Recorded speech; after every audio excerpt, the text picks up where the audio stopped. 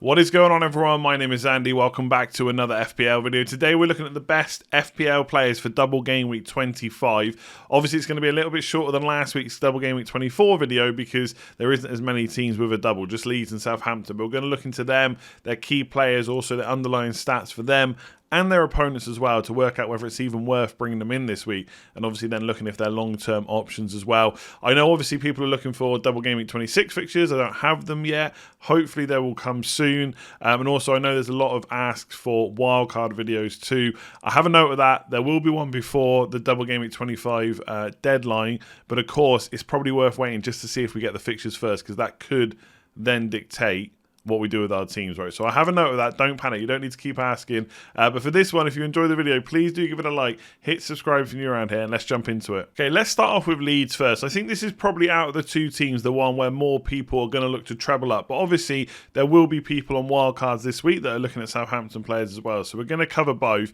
And I think the good thing, or the thing I like about Leeds the most, is you kind of know what you're getting with them. It's very... I don't want to say rare that Bielsa changes the team, because he does sometimes change the actual lineup, right? We see Dallas sometimes play left back. We sometimes see him play in midfield, which he's been doing more and more recently, especially with Alioski playing left back as well. And obviously the centre back partnership has been changed quite a bit. With Phillips out, they put someone else in that kind of, I wouldn't say CDM role, more like a deep line playmaker type role. At least that's what it would be called on something like Football Manager, I would say.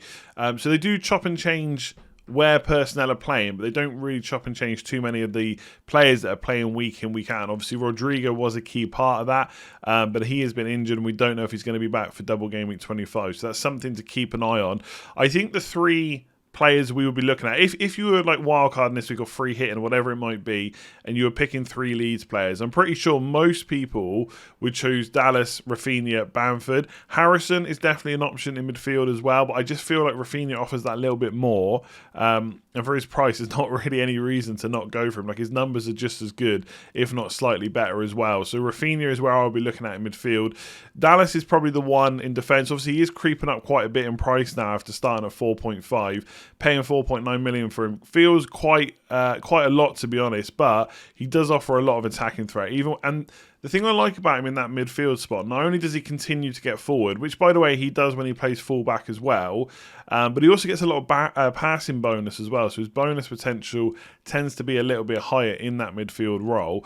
Obviously the problem with buying Leeds defenders is you don't expect too many clean sheets, and Wolves away, Southampton at home might not actually be too bad, but going forward, Villa at home, West Ham away, Chelsea at home, Fulham away, probably not massive potential, I would say, for too many clean sheets, but we know how many attacking returns he's already got this season. I wouldn't necessarily see that completely drying up for the rest of it either. And obviously they do play in game week 29 as well. So for anyone that is not free hitting in that week, it's worth noting that you can bring in players now and carry them until that. And obviously, even at 4.9 million, Dallas is probably someone you could still leave on your bench and not be too concerned about. I mean, I just bought him at 4.8, so I'm not saying that extra 0.1 million just makes him a no-go, that's for sure.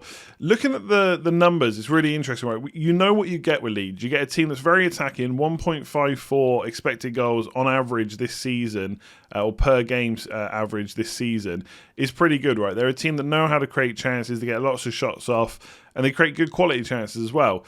But you also know they're going to concede a lot of chances, and their average for the season is 1.7. Now, that's come down a little bit over the last 6, where they've played Arsenal, Palace, Everton, Leicester, Newcastle, and Brighton. So perhaps teams in general that aren't as attacking. Obviously, Arsenal and Everton, Leicester probably are, but Palace, Newcastle, Brighton, not so much.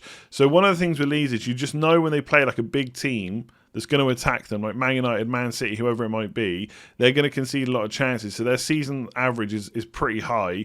And to be honest, the 1.48 even for the last 6 is still pretty high in average. So there will be goals, but when you look at the attacking potential of Wolves and Southampton, it's not actually been that great, right?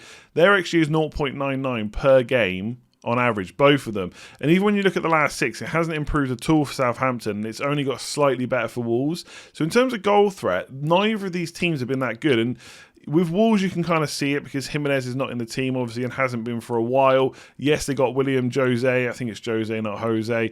And obviously Fabio Silva. But they're not quite the same replacements. Obviously, it takes a bit of time to gel in that team as well. With Southampton, they've got Ings, obviously. Adams is playing up front. Redmond can play up front as well now. So they've got players that can do it. But for whatever reason, they just haven't been creating the chance this year. They have had some injuries, of course. But even Danny Ings' personal numbers, I spoke about this on a video yesterday when I was doing my watch list, have. So it's an interesting one for Leeds where they're not really a team I would ever back for clean sheets. But in the double gaming, they are facing two teams where could you expect one clean sheet out of those two?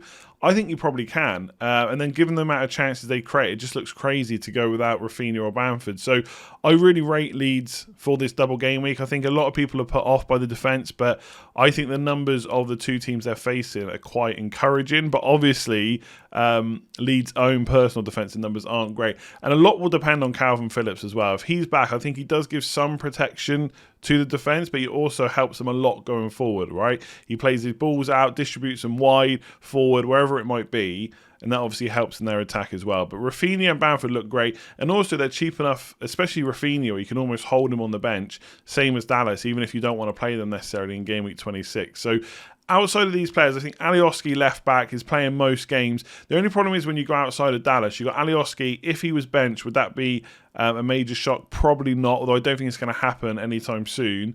Obviously, Struijk is really cheap as well. He should keep his place, depending on, again, when other players get back from injury. But I just think Dallas seems the safest pick, the most attacking pick. Ayling's probably been a little bit...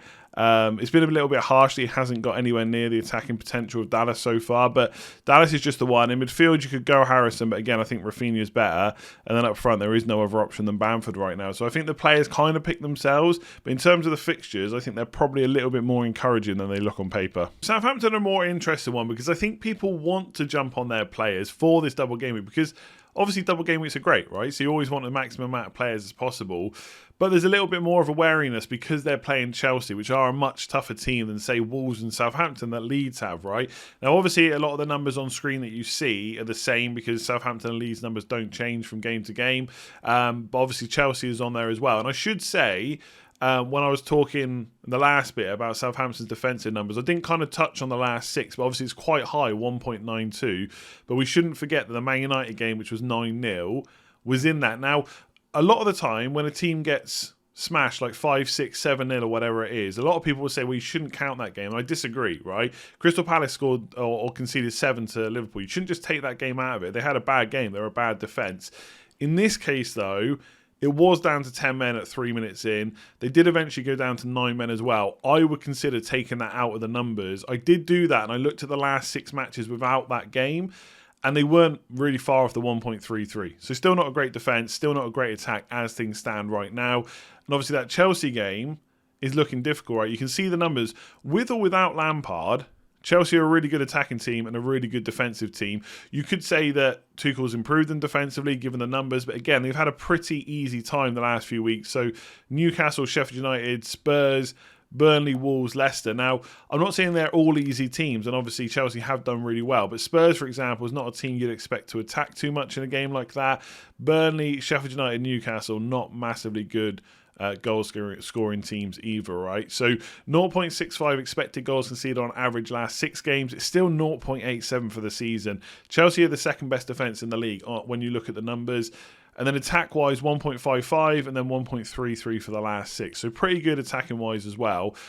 Look, sometimes you have to look at the numbers and use your own thought process with a team or use the eye test, whatever it might be. And I think Southampton are one of those teams under Hasenhüttl with the way they play that you think they can score against anyone. So you might say they could easily score against Chelsea, therefore they're worth bringing in because they also have that really good Leeds game. And as we've already talked about, they concede a lot of chances. But the numbers would say it's going to be difficult for Southampton to get too much out of that Chelsea game, right? And they haven't been scoring a lot of goals recently. I've spoken on yesterday's video about Danny Ings. His own numbers are almost halved compared to last year in terms of goal threat. Now, he might start to bring that up. By the end of the season, it might be quite similar.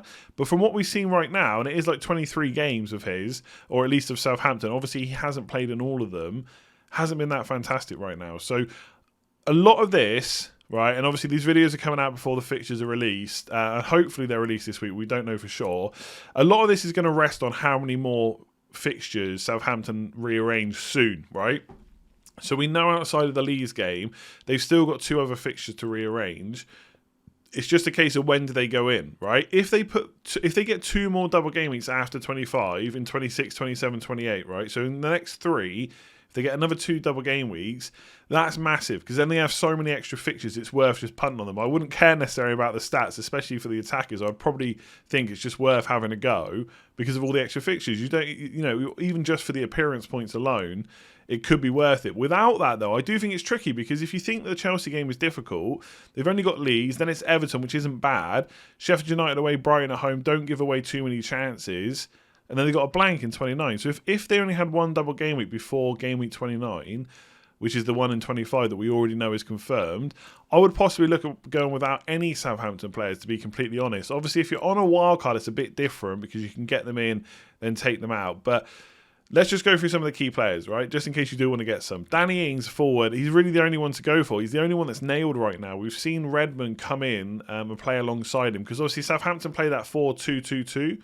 So they have like Romeo and Ward-Prowse, then it might be someone like Minamino and Armstrong, and then Ings +1 up front. So it has been Adams for a lot of this season, but right now it's looking like Redmond can play there. So Danny Ings up front is the one to go for, really. Redmond is a nice punt, but when I look at a lot of people's teams right now, it's a struggle to fit in an extra midfielder because if you think that a lot of people are going to go for Rafinha, then you've got Grealish, you've got Salah, you've got Fernandes, you've got Son, you've got Gundogan, you've got Sterling. It's very hard to fit in a Southampton midfielder who may or may not have just 1 double game week over the next few. I do much prefer him to Ward-Prowse. I have virtually no interest in Ward-Prowse from a FPL point of view. Good player, great free kick taker, but even he has only scored I think it's 10 free kicks over 250 games. So as good as he is, he still scores on average less than 2 a season because they're difficult to score in general, right? That's why we don't see many go in. How often do we see them hit the wall or go over, etc.? So outside of that, his attacking potential from a open play point of view is not that high. I know he's great at corners, I know he's great at free kicks, but that translating into FPL points is not that likely, I would say. So I actually prefer Redmond. If he's going to start, especially up front, his numbers are better, and I think he'll be the one to go for. The only thing is, you take that risk that someone else plays in that position at some point. Does Che Adams come in for one of the matches, for example? In defence, I quite like Vestergaard, just because we know about his goal threat. But he hasn't scored for a little while. Obviously, he has been injured. And Kyle Walker-Peters got injured, so we'll have to see how long he's out for. That could affect the whole team, both defensively and from an attacking point of view. So it's worth keeping an eye on that. But for his height, for his goal threat, from those set pieces, which Ward-Prowse is crossing in, hopefully we'll get something from them over the next few games.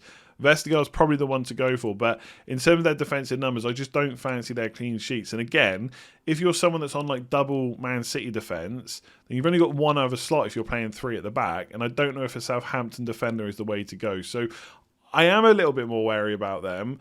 I do think a lot of the love for Southampton players will come more if they have more double game weeks. If they just have this one, because of the Chelsea game, I don't think that I'd be going gung-ho and getting loads of their players. But Danny Ings obviously looks like the standout that a lot of people will look for, with perhaps a defender. It could also be McCarthy as well, if you've got a spare goalkeeper slot. But if you've got someone like Pope or Martinez, they're probably better long-term options. And don't forget, in the case of Aston Villa, they still have double game weeks to come as well, right? It's not just Southampton that have more fixtures to rearrange. So I think they could do okay, but I'm not super excited about them. So that is it for this one. Obviously, just a quick short look at Southampton and Leeds. We will have more videos this week for wildcards, hopefully some fixture rearrangements, which we'll get to talk about. I'll have team selection, all that good stuff, captaincy as well as a deadline stream on Friday. So make sure you hit that subscribe button, hit that notification bell, and do like the video. Your continued support has been amazing this year. And leave me a comment below. Who are you getting from these 2 teams? Are you going all in on Southampton, or are you just going for Leeds and not worrying too much? Let me know which specific players you're going for. And if you want to support me and the channel a little bit further, I do have Patreon, patreon.com/letstalkfpl. Everybody that signs up goes up on the Legends wall. There's extra Q&As over there. There's Slack access, WhatsApp access, depending on when you or what tier you sign up to.